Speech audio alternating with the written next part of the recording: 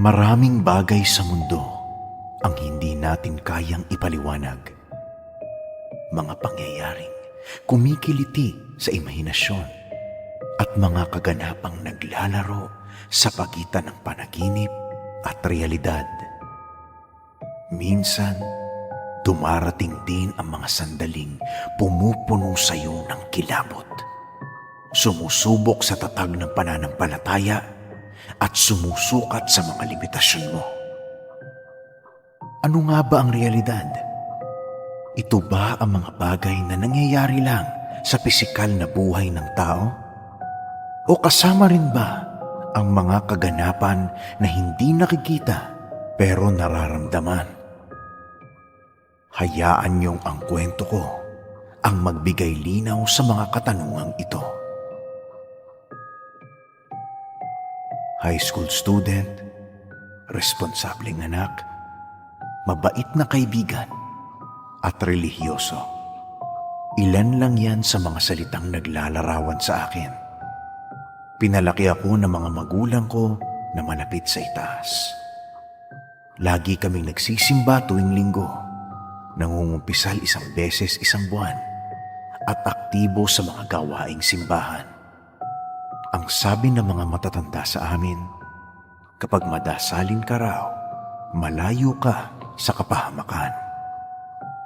Kaya hindi ko inasahan na meron palang mangyayaring susubok sa tibay ng pananampalataya ko at hihimay sa bawat hibla ng pagkatao ko. Tandang-tanda ko pa ang araw na yon. Hindi ako nakasama sa mga magulang ko na magsimba dahil late na ako nagising. Excited pa ako sa pag-uwi nila kasi lagi akong merong pasalubong. Pero hindi ko alam kung bakit tanghali na wala pa rin ang mga magulang ko. Nakaidlip na tuloy ako sa kahihintay. Bigla akong nagising sa ring ng telepono. Si tita ang nasa kabilang linya. Rinig kong pinipigilan niyang umiyak habang kausap niya ako. Alex, huwag ka sana magugulat. Pero wala na ang parents mo. Nasagasaan sila ng lasing na driver habang naghihintay ng jeep pa uwi. Biglang sumikip ang dibdib ko sa sinabi ni tita. Para na rin akong nasagasaan sa ibinalita niya. Sobrang bilis ng mga pangyayari. Ni hindi ko makuhang magpakita sa lamay dahil hindi ko matanggap ang pagkamatay ng mga magulang ko. Paulit-ulit kong tinatanong sa Diyos kung bakit ang mga magulang ko pa. Sinumpa ko ang pangalan niya. Walang Diyos. Dahil kung meron, hindi niya kukunin sa akin si Mami at si Daddy. Sabi ko sa sarili ko. Kinahapunan matapos ang libing, tinapon ko ang lahat ng mga santo sa bahay namin. Inalis ang mga bagay na may kinalaman sa relihiyon at pinangako sa sarili ko na hindi na ako maniniwala sa Diyos. Noong gabing yun, nagsimula ng maglaho ang guhit sa pagitan ng realidad at panaginip. Summer vacation noong nangyari ang lahat ng ito. Walang pasok sa school, kaya inuubos ko ang oras ko sa pagkwestiyon ng dahilan ng buhay ko. Malapit lang ang bahay ni tita sa amin, kaya dinadalhan niya ako ng pagkain araw-araw. Inalok na rin niya akong tumira sa kanila, pero ang sabi ko, dito na muna ako habang walang pasok. Mabilis na naubos ang araw at nagsimula ng dumilim. Lumabas ako para magtapon ng basura. Ako lang ang tao sa kalsada ang iniilawan ng nag-iisang poste. 3 bahay ang layo sa amin. Nang bigla akong napatingin sa may puno sa bakuran ng kapitbahay, may nakita akong dumaan. Parang taong naglalakad ng dahan-dahan habang may hawak na kung ano. Hindi ko talaga maintindihan kung anong ginagawa niya ron. Nagmadali akong bumalik sa bahay dahil alam kong merong kakaiba sa pangitaing yon. Pagpasok ko, kakaiba na ang pakiramdam. Parang hinihigop ng dilim ang lakas ko. Nangingibabaw ang lungkot at takot sa puso at isip ko. Habang papunta sa kwarto, napansin ko ang tokador na pinag-alisan ko ng mga santo. At At sa ibabaw nun, nakapatong ang kulay itim na figurin na hindi pamilyar sa akin. Hindi mapalagay ang loob ko. Para bang nakatingin siya sa akin habang tinitingnan ko siya. Makatulog na nga lang, sabi ko sa sarili ko. Iniwan kong bukas ang pinto ng kwarto para pumasok ang hangin.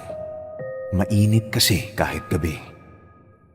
Sa kung anong dahilan, naalimpungatan ako. Tumingin ako sa orasan sa ulunan ng kama. 3:00. Madaling araw na pala. Parang merong kakaiba sa mga oras na yon. At sa kaunting liwanag galing sa sala, nakita kong may nakatayo sa pintuan ng kwarto ko. Katulad ng itim na aninong nakita ko kanina sa labas. Mas maitim sa dilim ng gabi.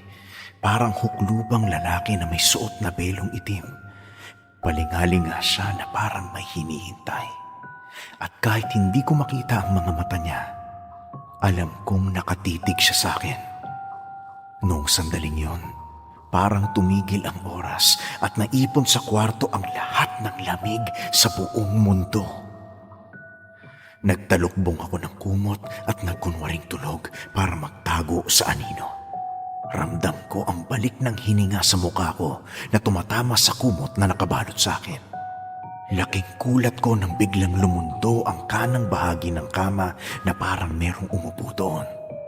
Pagkatapos, isang garalgal, malalim at matalim na boses ang humawi sa katahimikan, kasabay ng ungol na parang nanggagaling sa ilalim ng lupa. Akala mo ba, hindi ko alam na gising ka?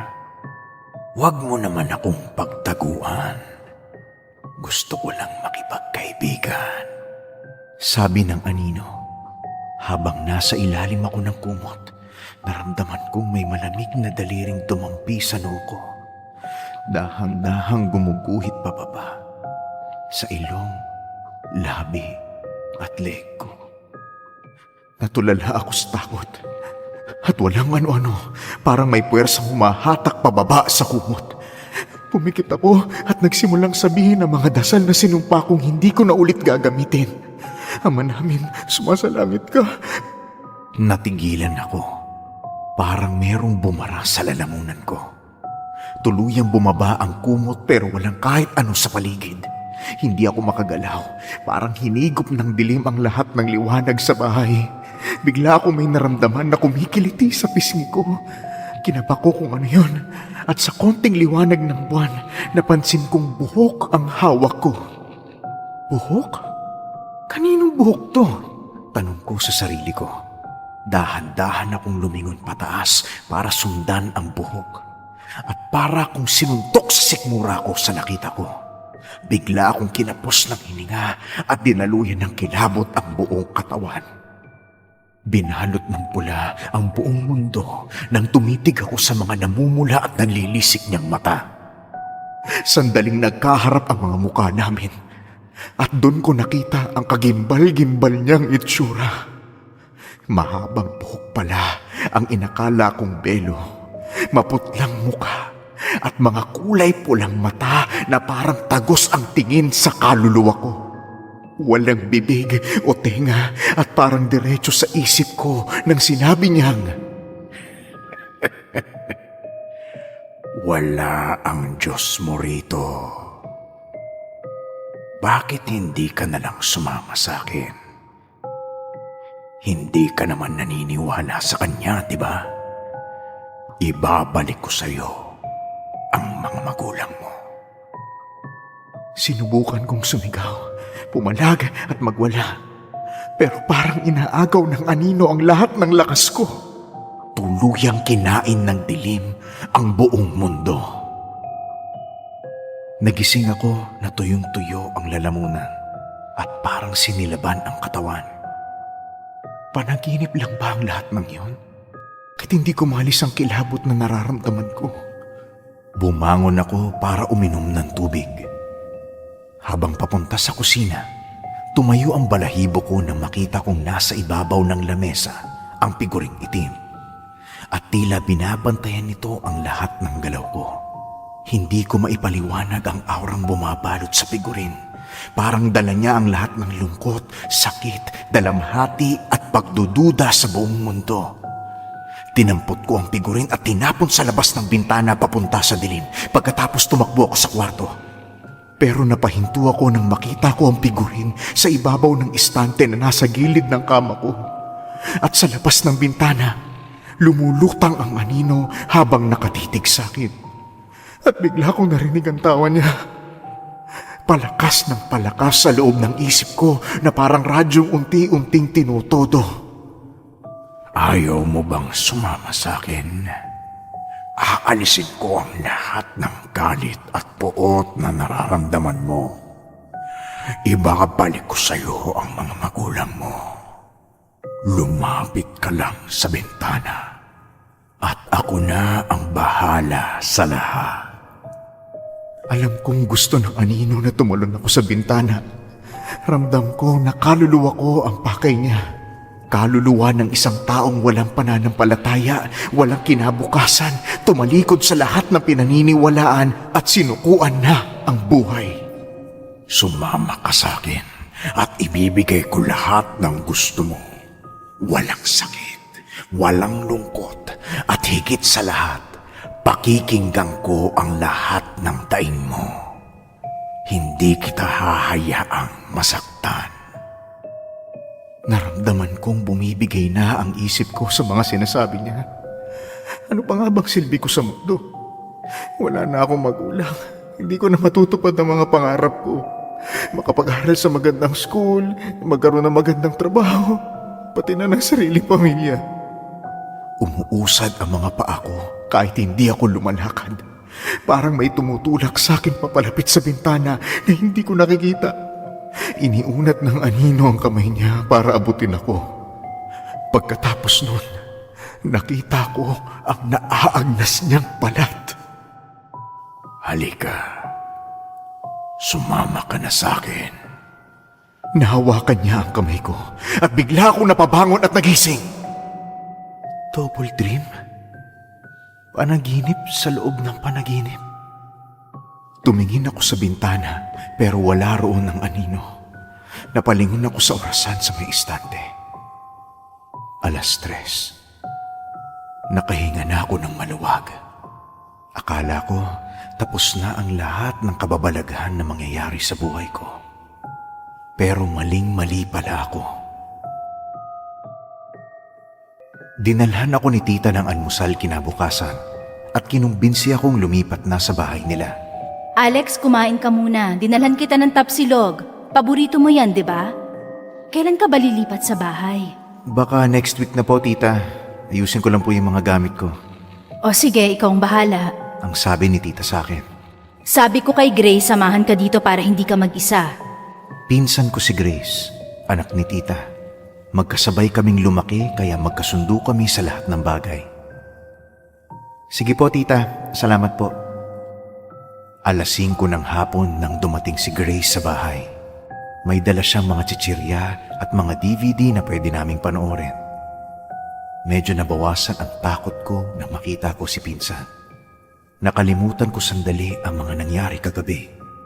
Nanood kami ng movies hanggang hating gabi.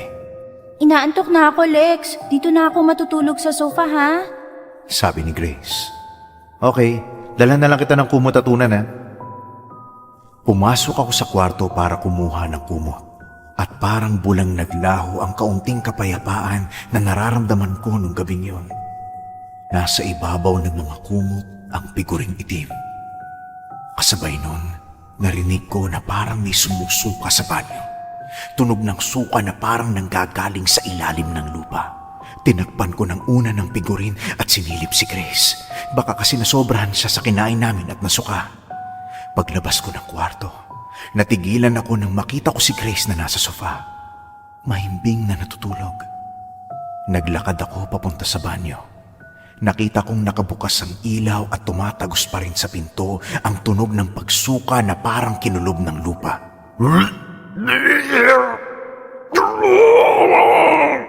Pagpasok ko ng pinto, umikot ang mundo at nasa kwarto na naman ako. Kaharap ang nanlilisik na mga mata ng anino. Ano pang hinihintay mo? Gusto mo bang isama natin ang pinsan mo? Sabi ng anino. Huwag mo siyang idamay! Sigaw ko. Tumawa lang ang anino at hinawakan ang muka ko. Nakita ko ang parang naaagnas na naman ng mga kamay niya. Amoy bulok na karne na pinaglipasan ng panahon. Wala ka ng buhay na babalikan. Wala kang kinabukasan. Wala kang pananalig. Ako ang dapat mong sambahin. Tumutusok ang bawat salitang binibitawan ng anino. Pero dahan-dahang bumalik ang mga pangaral sa akin ng mga magulang ko. Susubukin ang pananampalataya mo sa mga pinakamahirap na pagkakataon, Alex. Kailangang maging matatag ka. Sabi ni Mama. Ikaw ang makakapagdikta ng direksyon ng buhay mo. Huwag kang susuko kahit anong mangyari. Sabi ni Papa. At sa mga oras na yon, parang binalot ng liwanag ang buong katawan ko. At naisip kong manalangin ng mataimtim at magbalik loob sa itaas. Dahan-dahang nawala ang anino at unti-unting bumabalik ang ilaw sa kwarto. Laking pasasalamat ko sa Diyos. Napatingin ako sa orasan sa estante. 3:00. Pumasok si Grace sa kwarto ko habang pupungas-pungas pa. Lex, ano nangyari? Naririnig kitang umuungol kaya pumasok ako sa kwarto mo. Wala. Masamang panaginip lang. Sige na, matulog ka na. Ano nga ba ang realidad? Ito ba ang mga bagay na nangyayari sa'yo araw-araw? O may mga pangyayaring nagaganap sa isip mo? Mahalagang aral ang itinuro sa akin ng kababalagang ito. Nakasalalay sa bawat tao ang realidad na ginagalawan niya. Base sa paniniwala, sa kultura, o impluensya. Hanggang ngayon, hindi ko pa rin alam kung panaginip lang ba ang lahat ng nangyari. Pero isa lang ang alam ko. Hinding-hindi na ako mawawalan ng pag-asa at pananampalataya mula ngayon.